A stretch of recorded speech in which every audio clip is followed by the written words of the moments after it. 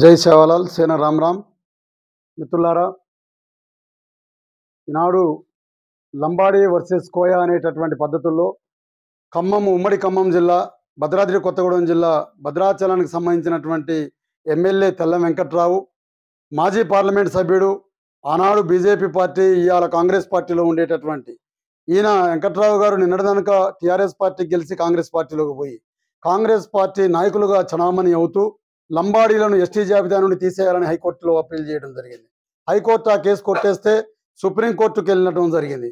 Supreme court కేంద్ర ప్రభుత్వాన్ని, రాష్ట్ర ప్రభుత్వాన్ని ఈ విషయం మీద వివరణ కోరింది.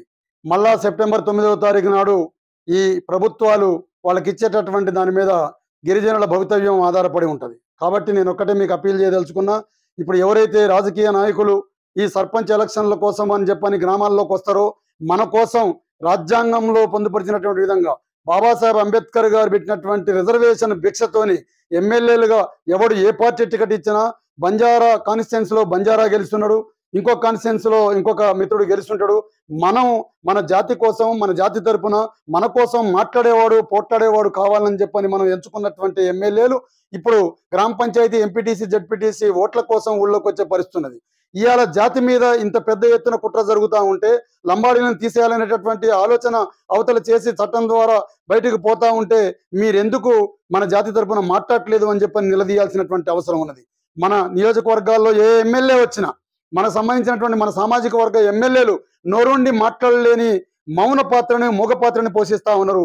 ఇవాళ వాళ్ళు పార్టీలు మారి మళ్ళీ లంబాడీలను తీసేయాలని చెప్పని వచ్చిన రాష్ట్ర ప్రభుత్వం, ముఖ్యమంత్రి గారికి ఈ విషయం తెలియదా?